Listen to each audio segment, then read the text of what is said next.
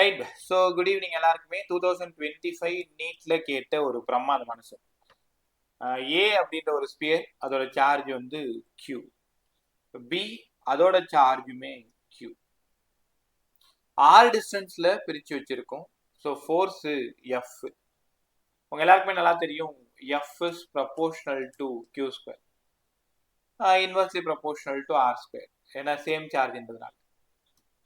தேர்டா ஒரு uncharged sphere இருக்குல்ல, ஒரு அன்சார்ஜ்டு ஸ்பியர் எடுத்துட்டு போயிட்டு என்ன சார் பண்ண போறீங்க?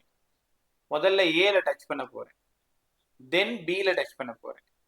இப்போ நியூ ஃபோர்ஸ் கேட்குறாங்க.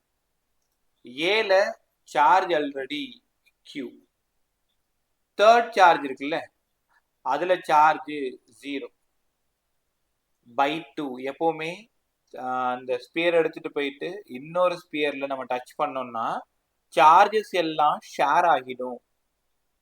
சார்ஜஸ் ஷேர் ஆகுதுன்னா அது கியூ பிளஸ் 0/2.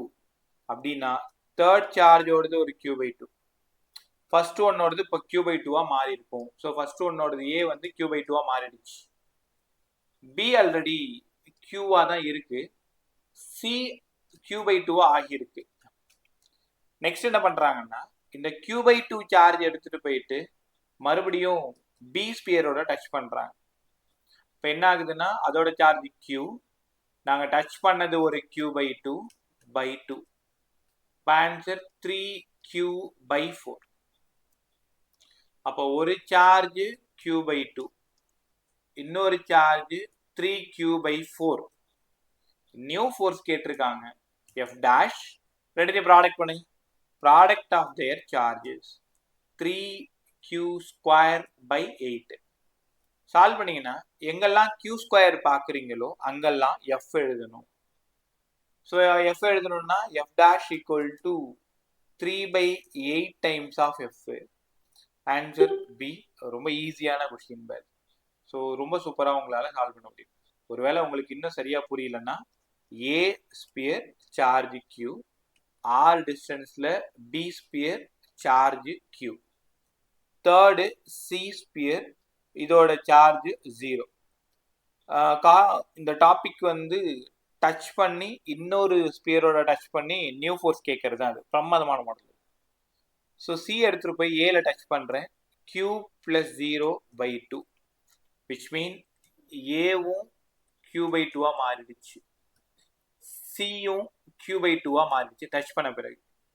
பி வந்து ஆல்ரெடி கியூல தான் இருக்கு. தென் என்ன பண்றோம், சி எடுத்துட்டு போயிட்டு மறுபடியும் பியோட டச் பண்றோம். ஏற்கனவே பில ஒரு கியூ, சில ஒரு கியூ/2 தெரியாம இந்த /2 போறதை மறந்துடாதீங்க. ஸோ அதனால 3q²/4, 3q²/4. இப்போ டச் பண்ண பிறகு ஏ கியூ/2 மாறிடுச்சு, பி 3q/4 மாறிடுச்சு. டிஸ்டன்ஸ் அப்படியே தான் இருக்கு. Force is directly proportional to product of their charges. அப்ப new force F dash q/2 into 3q/4. So 3q²/8. அதனால எங்க q² பார்க்குறீங்களோ அங்க f. ஸோ 3f/8 இதுதான் கத்துக்கணும். ரைட்டா?